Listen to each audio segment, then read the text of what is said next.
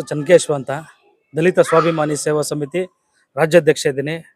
ಇವತ್ತು ಏನು ನಮ್ಮ ಯುವಕರ ಕಣ್ಮಣಿ ಉಮೇಶ್ ಅಣ್ಣರವರ ಹುಟ್ಟುಹಬ್ಬ ಇವತ್ತು ಭಾಳ ವಿಜೃಂಭಣೆಯಿಂದ ಕಾರ್ಯಕ್ರಮನ ಹಮ್ಮಿಕೊಂಡು ಇವತ್ತು ಹುಟ್ಟುಹಬ್ಬಕ್ಕೆ ನೂರಾರು ಜನ ಯುವಕರು ರಕ್ತದಾನ ಮಾಡಿದ್ರು. ಯುವಕರಿಗೆ ವಿದ್ಯಾರ್ಥಿಗಳಿಗೆ ನೋಟ್ ಪುಸ್ತಕ ವಿತರಣೆ ಮಾಡಿದ್ರು. ಅದೇ ರೀತಿ ರೋಗಿಗಳಿಗೆ ಆಸ್ಪತ್ರೆಗೆ ಹೋಗಿ ಅವ್ರಿಗೆ ಹಣ್ಣು ಹಂಪಲು ವಿತರಣೆ ಮಾಡಿದ್ದೀವಿ. ಅದೇ ರೀತಿ ಏನು ಇವತ್ತು SLC PUC ವಿದ್ಯಾರ್ಥಿಗಳಿಗೆ ಉತ್ತೀರ್ಣರಾದವ್ರಿಗೆ ಅವ್ರಿಗೆ ವಿದ್ಯಾಭ್ಯಾಸಕ್ಕೆ ಅವರಿಗೆ ಸಮರ್ಪಕವಾಗಿ ಸಿಗಬೇಕಾದಂಥ ಸವಲತ್ತುಗಳನ್ನ ಸಿಗಿಸುವಂಥ ಕೆಲಸ ಮಾಡಿದ್ದೀವಿ.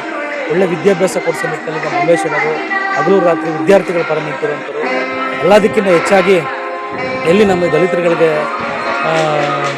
ಒಳ್ಳೆಯದಾಗಬೇಕು ಅನ್ನೋ ನಿಟ್ಟಿನಲ್ಲಿ ನಮಗೆಲ್ಲ ಭಾಳ ರೀತಿ ಹೋರಾಟಗಾರರಿಗೆ ಎದೆಗುಂದು ವಿಚಾರವಾಗಿ ಅನೇಕ ಬಡ ವಿದ್ಯಾರ್ಥಿಗಳಿಗೆ ದಲಿತರುಗಳಿಗೆ ದಲಿತರಿಗೆ ಅವರು ಹೆಗಲು ಕೊಟ್ಟು ನಿಂತ್ಕೊಂಡು ಎಲ್ಲ ರೀತಿಯಲ್ಲೂ ಅವ್ರಿಗೆ ದಲಿತರಿಗೆ ನೀವೆಲ್ಲ ಒಂದು ಒಳ್ಳೆ ದಿಟ್ಟ ಹೆಜ್ಜೆ ಇಡಬೇಕು, ಒಳ್ಳೆ ವಿದ್ಯಾರ್ಥಿಗಳಾಗಬೇಕು, ಸಮಾಜದಲ್ಲಿ ಕಟ್ಟ ಕಡೆಯ ಪ್ರಜೆಗಳಿಗೆ ಒಳ್ಳೆಯ ರೀತಿ ಸ್ವಾಭಿಮಾನದ ಹೆಜ್ಜೆ ಇಡಬೇಕು ಅಂತೇಳಿ ನಮ್ಮ ಜೊತೆ ನಿಂತಂಥ ಉಮೇಶ್ ಅಣ್ಣರು ಇವತ್ತು ದಲಿತ ಸ್ವಾಭಿಮಾನಿ ಸೇವಾ ಸಮಿತಿಯಿಂದ ಅವ್ರಿಗೆ ಭಗವಂತ ಬುದ್ಧ ಬಸವ ಅಂಬೇಡ್ಕರ್ ಆಶೀರ್ವಾದ ಅವ್ರ ಕುಟುಂಬಕ್ಕೆ ಸಿಗಲಿ.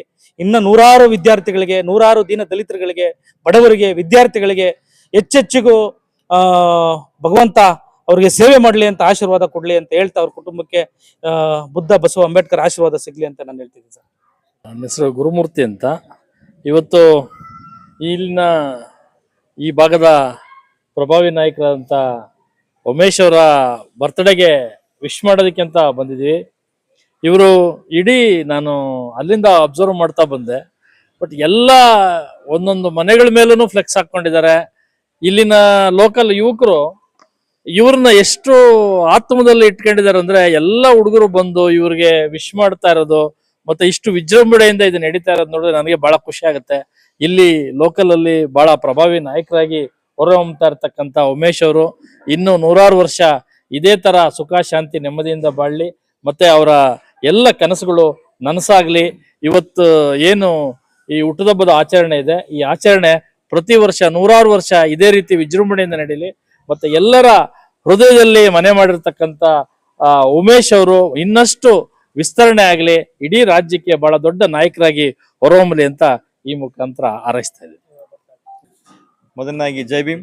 ಹಾಗೂ ಇವತ್ತು ನಮ್ಮ ಮಾದನಾಗಲಿ ವ್ಯಾಪ್ತಿ ಇರ್ತಕ್ಕಂತಹ ರಾಜಕೀಯ ಮುಖಂಡರಾದಂತಹ ಯುವಕರ ಕಣ್ಮಣಿ ದೀನದಲಿತರ ಬಂಧು ಶ್ರೀಯುತ ಉಮೇಶ್ ಅಣ್ಣನವರಿಗೆ ಜೈ ಭೀಮ್ ಶುಭಾಶಯಗಳನ್ನು ಹೇಳುತ್ತಾ, ಇವತ್ತಿನ ದಿನ ಸುವರ್ಣ ದಿನ. ಇವತ್ತಿನ ಸ್ವತಂತ್ರ ದಿನಾಚರಣೆ ಏನು ಇವತ್ತು ನಾವು ಉದ್ಯಮ ಆಚರಣೆ ಮಾಡಿದ್ದೀವಿ, ಅದೇ ರೀತಿ ಇವತ್ತು ಕೂಡ ನಾವು ಆತ್ಮೀಯ ಸ್ನೇಹಿತರಾದ ಉಮೇಶ್ ಅಣ್ಣನವರ ಒಂದು ಹುಟ್ಟುಹಬ್ಬನ ಆಚರಣೆ ಮಾಡ್ತಾ ಇದ್ದೀವಿ. ಉಮೇಶ್ ಅಣ್ಣನವರು ಸಳಜೀವಿ ಆದರೂ ಕೂಡ ಉತ್ತಮವಾದ ವ್ಯಕ್ತಿತ್ವ ಇರ್ತಕ್ಕಂಥ ವ್ಯಕ್ತಿ. ನಾವು ಕಾಯ ವಾಚ ಮನಸ ಬಹಳ ಹೃದಯವಂತರು. ನಾವು ಹೃದಯವಂತಿಕೆಯಿಂದ ಇವ್ರನ್ನ ಸ್ವೀಕಾರ ಮಾಡಿದ್ದೀವಿ. ಇವರ ಸ್ನೇಹ ನಮಗೆ ಚಿರುಣಿಯಾಗಿರಲಿ. ಮುಂದಿನ ದಿನಗಳಲ್ಲಿ ಇವರ ರಾಜಕೀಯ ಭವಿಷ್ಯ ಉಜ್ವಲವಾಗಿ ಬೆಳೀಲಿ. ಎಲ್ಲರ ಆಶೀರ್ವಾದ ಅವ್ರಿಗೆ ಸಿಗಲಿ, ಅವರ ತಂದೆ ತಾಯಿ ಆಶೀರ್ವಾದ ಸಿಗಲಿ. ಇನ್ನು ಉನ್ನತ ಮಟ್ಟದಲ್ಲಿ ಸಹಾಯ ಮಾಡ್ತಕ್ಕಂಥ ಶಕ್ತಿ ದೇವರವ್ರಿಗೆ ಲಭಿಸ್ಲಿ ಅಂತ ಹೇಳ್ತಾ ನಾನು ಈ ಮಾತು ಮುಗಿಸ್ತಾ ಇದ್ದೀನಿ. ಜೈ ಭೀಮ್.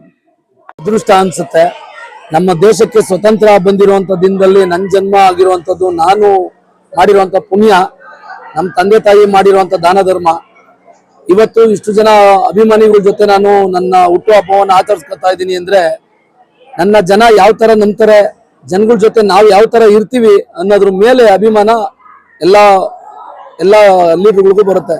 ಅದೇ ತರ ನಮ್ಮ ಸಿಗ್ನಸಳ್ಳಿ ಜನತೆ ಮತ್ತೆ ನಮ್ಮ ಯಲಹಂಕ ಕ್ಷೇತ್ರದ ದಿಬ್ಬೂರ್ ಜಯಣ್ಣವರಾಗಿರ್ಬೋದು, ರಾಜಣ್ಣವರಾಗಿರ್ಬೋದು, ಮಂಜಣ್ಣವರಾಗಿರ್ಬೋದು, ಎಲ್ಲರೂ ಕೂಡ ನಮ್ಮ ಕೊಳ್ಳಿನಹಳ್ಳಿ ವೆಂಕಟೇಶಪ್ಪ ಆಗಿರ್ಬೋದು, ನಮ್ಮ ಗಂಗಪ್ಪ ಆಗಿರ್ಬೋದು, ನಮ್ಮ ಲಕ್ಷ್ಮಣೇಗೌಡರು ಆಗಿರ್ಬೋದು, ಇವರೆಲ್ಲ ಬಂದು ನನ್ನ ಹುಟ್ಟು ಹಬ್ಬಕ್ಕೆ ಶುಭಾಶಯನ ಕೋರಿದ್ದಾರೆ. ಅವ್ರಿಗೆ ಎಲ್ಲರಿಗೂ ಕೂಡ ನಾನು ಧನ್ಯವಾದಗಳನ್ನ ಅರ್ಪಿಸ್ತಾ ಇದ್ದೀನಿ. ಅದೇ ರೀತಿ ನಮ್ಮ ದೇಶಕ್ಕೆ ಸ್ವತಂತ್ರ ಬಂದು 80 ವರ್ಷ ಆಗಿದೆ.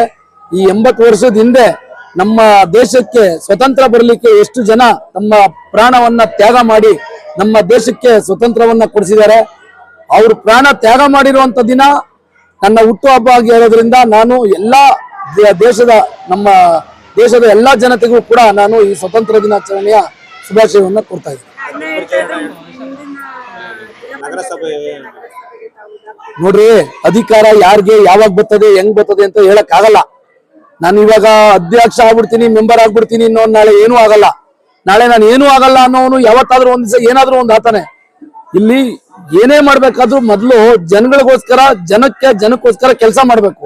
ಆ ಕೆಲಸ ಮಾಡಿದಾಗ ಪಾರ್ಟಿ ನಮ್ಮನ್ನ ಗುರುತಿಸಿ ನಮ್ಗೆ ಆದಂತ ಸ್ಥಾನ ಕೊಡ್ತೇವೆ. ಈಗ ಆಲ್ರೆಡಿ ನನಗೆ ದಾಸನಪುರ ಹೋಬಳಿ ಉಪಾಧ್ಯಕ್ಷ ಸ್ಥಾನ ಕೊಟ್ಟಿದ್ದಾರೆ. ಇದಕ್ಕಿನ್ನ ಯಾಕೆ ಆಸೆ ಬೀಳ್ಬೇಕು ನಾನು?